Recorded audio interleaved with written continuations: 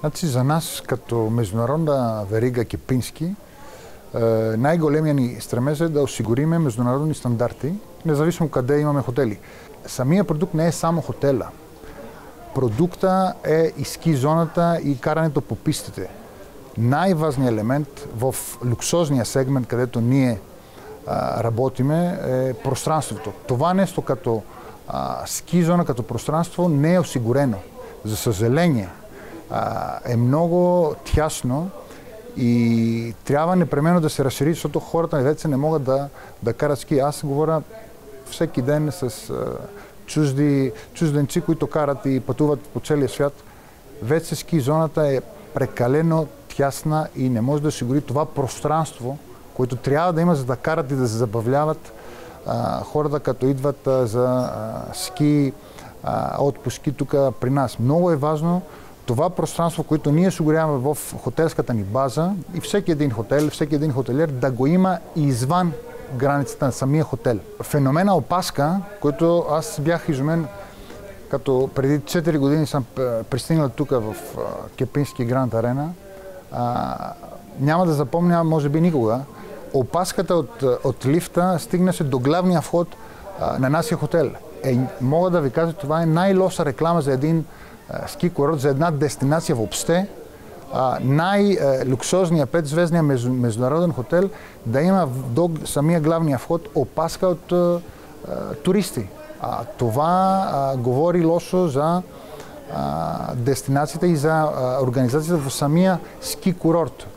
Аз наистина не мога да разбера защо последните 4 години нищо не е направено по въпрос. Инфраструктурата в момента е много минимална, ограничава наистина развитието на дестинации и на курорта въобще. Гърция е известна за природни дадености, които имаме, и мога да ви кажа, че основният икономически двигател в страната това е туризъм.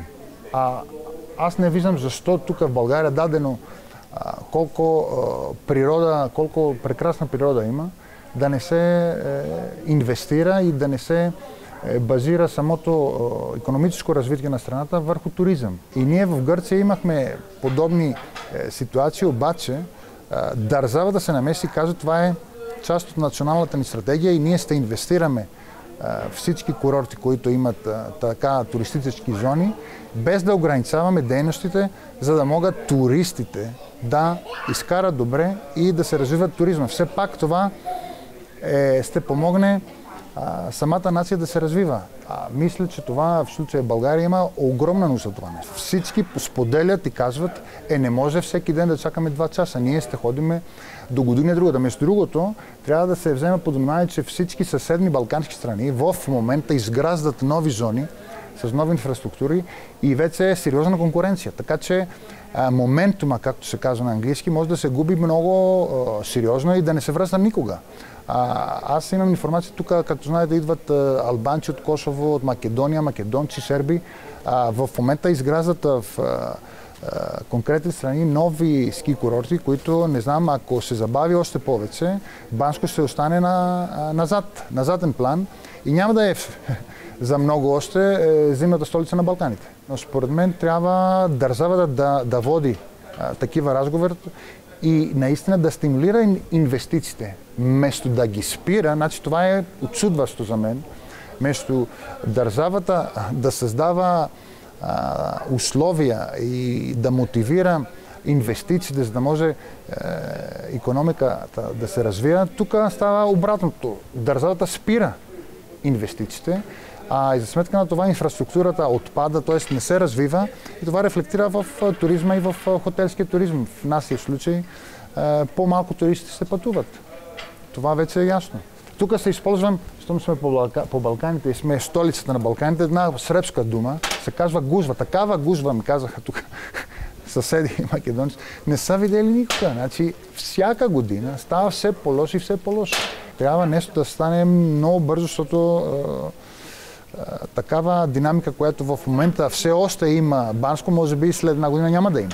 Аз наистина не мога да разбера, не виждам никаква логика във въпроса защо не трябва да се изгради още една кабинкова линия. Наистина няма никакъв разум. в случая, така че да заповядат 4,5 да гледат колко дълга е тази опаска от коли, защото хората не могат да чакат и им писват и качват в планината с самите автомобилите си. Това е действително. Това наистина е жалко. Наистина е жалко за природа и за планината.